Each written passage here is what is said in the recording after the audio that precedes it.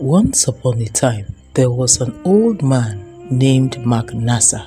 He had so much wealth that he could buy anything except time. Mark lived in a beautiful mansion filled with opulence, yet it often felt empty. His wife had long departed the world, giving birth to their beautiful daughter Katty, and Katty was his only child and daughter, which brought him some sense of peace. He had an accountant named David, and he always saw David with a very beautiful young woman named Ella. When Mark asked David who Ella was, David lied that Ella was his younger sister, and Mark was so much interested in Ella that David could see it. Ella, a younger and extremely beautiful woman, with a beauty that seemed almost too much for this world, reignited the spark in Mark's heart. Against all odds and whispers of skepticism, he went ahead to date Ella. Katty, Mark's daughter, tried to warn her old father against Ella, noting that Ella was lying that Ella was David's fiancée, but her father turned deaf ears.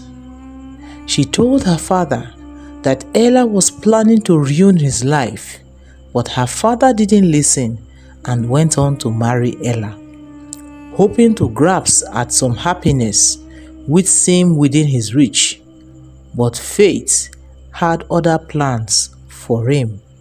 Mark's wedding to Ella was a vibrant celebration, but after the wedding, just barely some few days, Mark's health took a turn for the worse. One evening, he clutched his chest in pain, his vision blurring as Ella rushed to his side.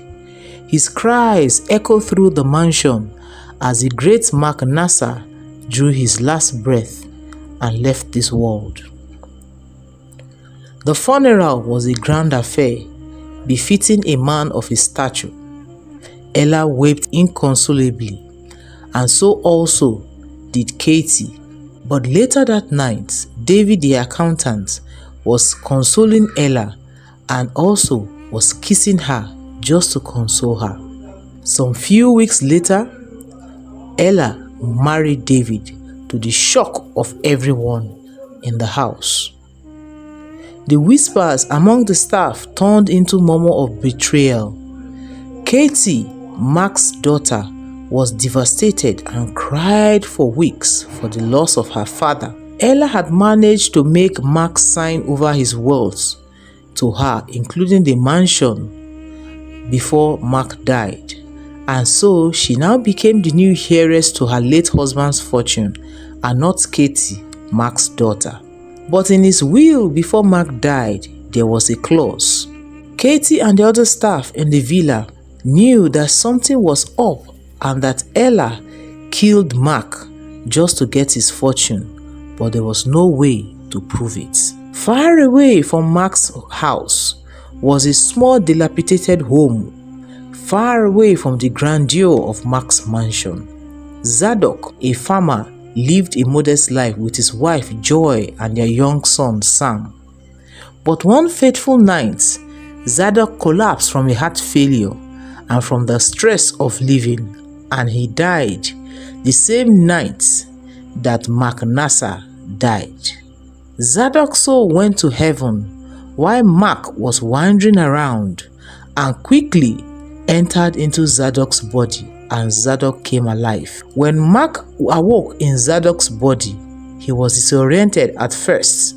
He knew he had unfinished business, and so when Zadok's wife, who was crying beside her husband, found that her husband had regained consciousness, she was happy and she tried to touch her husband when Zadok looked at her in shock, and then she came close to her husband, trying to hold him and calling his name, and she said, "Zadok."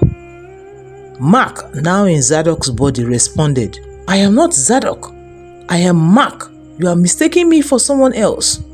She tried to make her husband see reason, to tell him that he just had a fall and that he was not feeling well.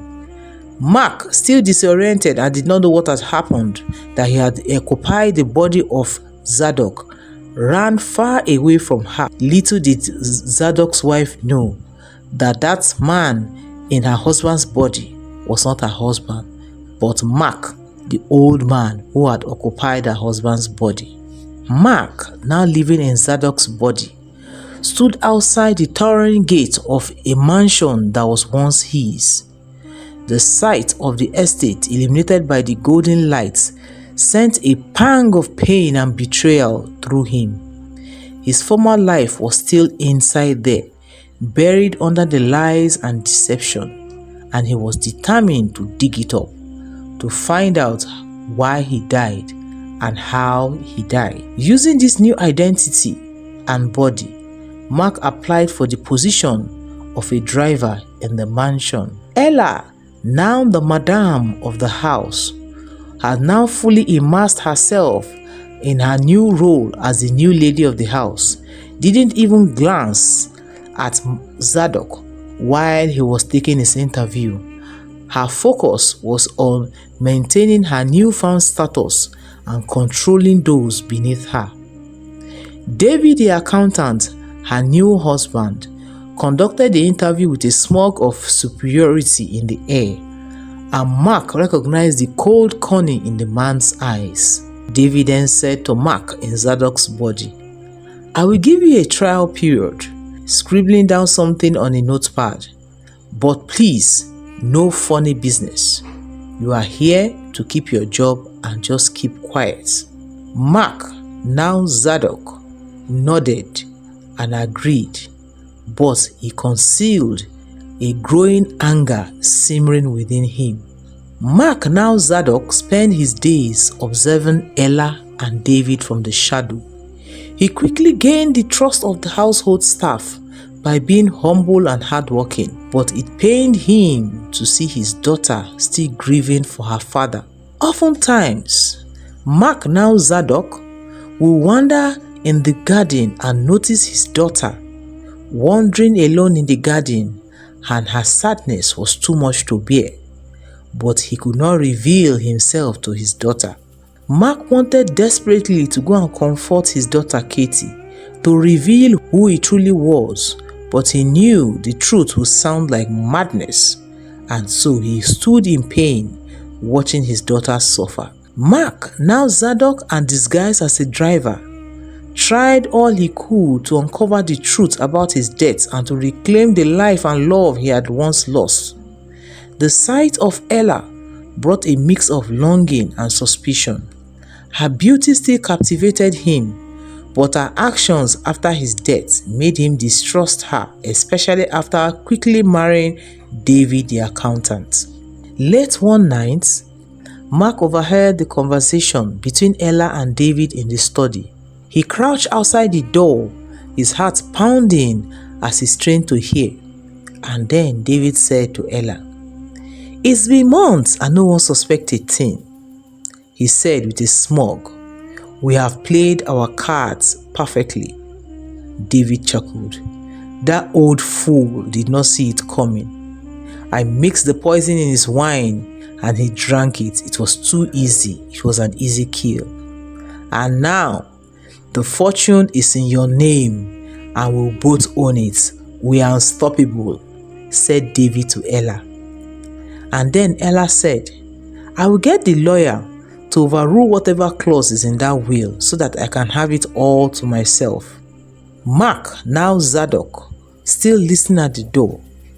His fist was clenched and he was very angry from what he heard. The confirmation of their deceit had ignited a fire in him. They had stolen everything from him, his life, his legacy, his daughter's future, and then they killed him. And then Ella's tone changed with a hint of worry. And then Ella said, "What about Katty?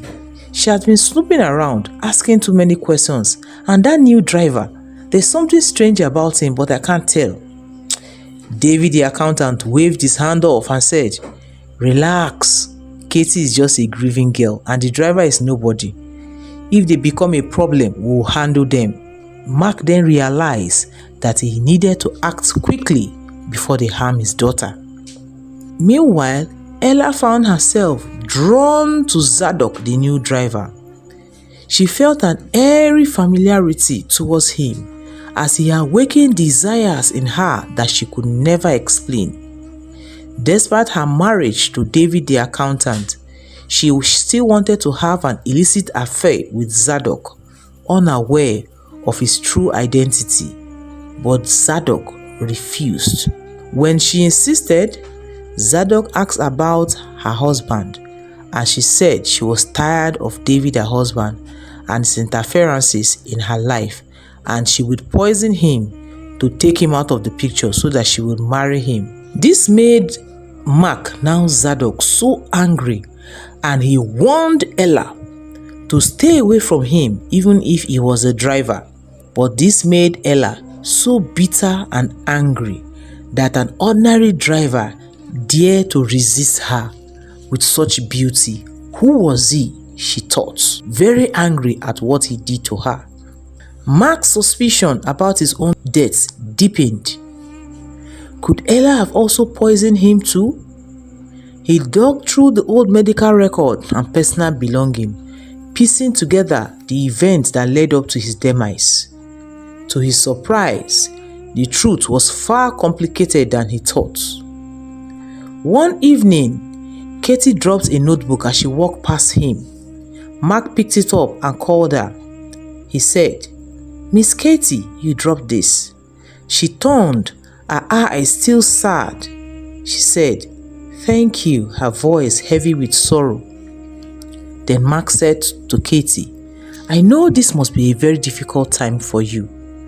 Losing a father is never easy, especially when things feel unresolved." Katty looked at Mark sharply. "What do you mean unresolved?" Mark hesitated, but decided to plant a seed.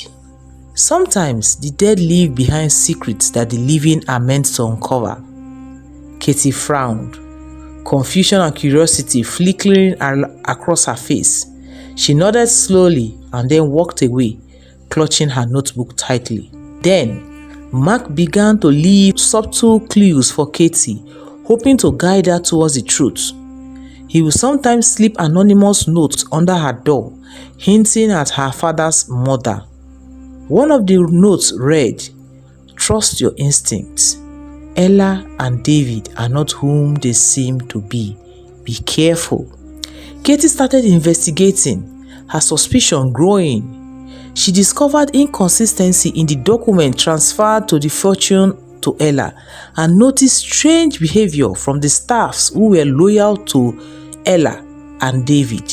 Meanwhile, David used his position as a driver to gain access into the mansion's inner chamber. He searched for evidence, eventually uncovering a hidden vial of the poison David used to kill him and the forged documents of his will that was tampered.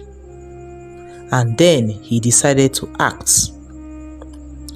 Every year, there was always an annual gala that was held in the Mark's mansion, and it was that time of the year.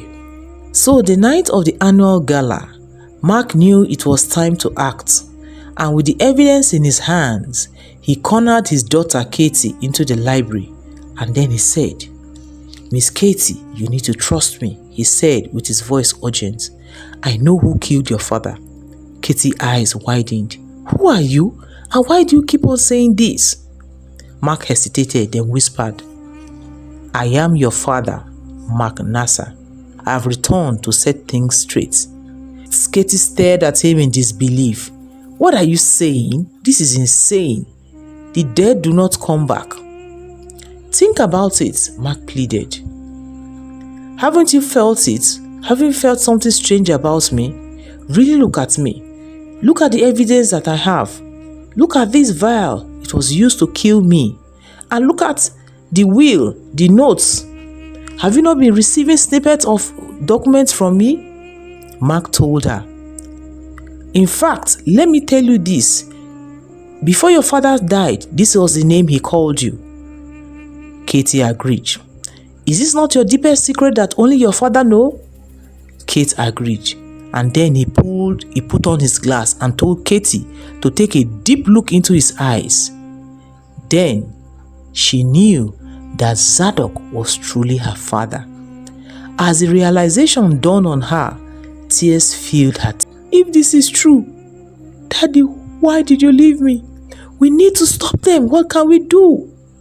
Together, they devised a plan to expose Ella and David at the gala nights, where the entire town will be present. At the height of the evening, when Katty was called to give her annual speech, Katty took the stage, her voice trembling but firm, and then she said, I have something to say about my father's death. After her talk and revealing the evidence of how Ella and David poisoned her father, and she also showed proof of the forged documents of her father's will, Ella and David's faces turned pale as murmurs swept through the crowd. There was nowhere for them to run this time. Mark, still in Zadok's body, watched from the sidelines. Satisfaction and sorrow mingled within him. His mission was almost complete. Ella and David were arrested by the police for their crime, and they were arrested in the view of everyone. Eventually, the fortune was restored fully to Katty, Mark's daughter, and the mansion became a place of healing once more. But Mark knew it was time to drop Zadok's body. And so, for one final time, he sat with his daughter and he whispered to her, I will always be with you. That night, Mark so departed Zadok's body. Zadok's body now found peace, and Mark found peace.